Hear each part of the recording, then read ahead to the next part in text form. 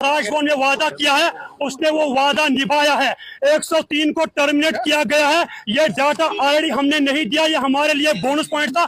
जो हमने पक्के सबूत एविडेंस दिया है वो अभी तक नहीं निकले हैं और कमेटी ने उस रिपोर्ट में यही लिखा है कि इसमें पेपर लीकेज सबसे ज्यादा है, वो अभी तक सामने नजर नहीं आ रहा है। लेकिन एलजी साहब पे पूरा भरोसा, पूरा ट्रस्ट है। उसने हमारे दिल जीते, उसने जम्मू कश्मीर के लोगों के दिल जीते।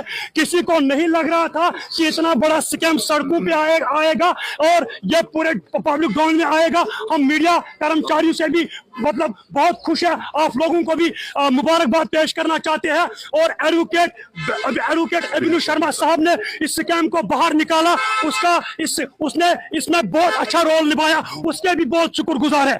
और रही बात रविंदर रैना साहब की, उसने भी बहुत रोल निभाया इस स्कैम के अंदर। उसने कहा बच्चों के साथ इंसाफ किया जाए। हम बहुत खुश है क्योंकि हम 13 सालों पे सड़कों पे है। 13 साल यानी एक डिकेड, 3 साल हमने जम्मू और श्रीनगर के सड़कों पे दिए हैं। हम तो मेरिटोरियस कैंडिडेट है, हमने 2 बार फिजिकल क्वालिफाई किया है। फायर सर्विस डिपार्टमेंट में हमारा रिकॉर्ड मौजूद है। हमें एलजी साहब पे पूरा भरोसा, पूरा विश्वास है। आने वाले समय में वो एग्रीवुड एस्पिरेंट्स के साथ इंसाफ करेगा, यानी हमें नौकरी चाहिए। ये साफ साफ दर्शाता था कि इसमें स्कैम था। जब 2020 में यह लिस्ट मंजर आम पर आया था, हम श्रीनगर प्रेस कॉलोनी के अंदर हमने अपनी आवाज बुलंद की। हमने कहा था इसमें भ्रष्टाचार था, लेकिन अनफॉर्चुनेटली हमारी आवाज उस टाइम दबा दी गई है। लेकिन अगर उस वक्त हमारी आवाज सुनी होती, उस वक्त उन दलालों को कोई सजा दिया होता।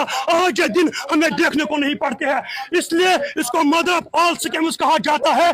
2019 के बाद जब ये यूटी बनी, सबसे पहला स्कैम यही आया था। क्यों इसको मदर ऑफ ऑल स्कैम्स कहा जाता है? इसमें 692 एस्पिरेंट्स जो लगे हुए हैं, सारे के सारे भ्रष्टाचार से लगे हुए हैं, सारे के सारे करप्शन से लगे हुए हैं। हम एलजी साहब से तहे दिल से शुक्रिया करते हैं। मेरे टीम की तरफ से एलजी मनोज सिन्हा साहब को हम सल्यूट करते हैं।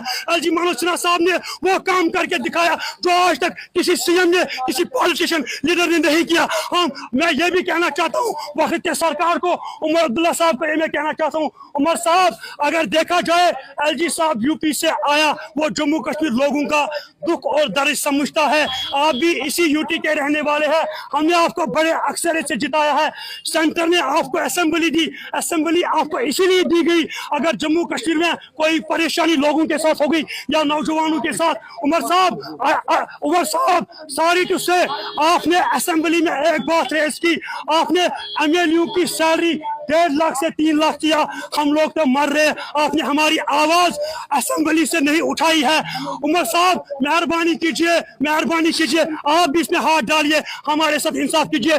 आज हम लेफ्टिनेंट गवर्नर के बहुत बड़े शुक्रगुजार है, खासकर हम शुक्रगुजार है कोठीबाग एसएचओ साहब का, कोठीबाग पुलिस का हम बहुत शुक्रगुजार है। उन्होंने पहले से लेकर आज तक हमारे साथ कोऑर्डिनेशन किया, कोऑपरेशन किया, हमारे साथ भाईचारा किया। उन्होंने हमारा साथ दिया। हम कोठीबाग एसएचओ साहब के बहुत शुक्रगुजार है। कोठीबाग एसएचओ साहब को मेरी तरफ और मेरी टीम की तरफ से सैल्यूट, क्योंकि आपने हमारे साथ आए, कोऑर्डिनेट हमारे साथ किया।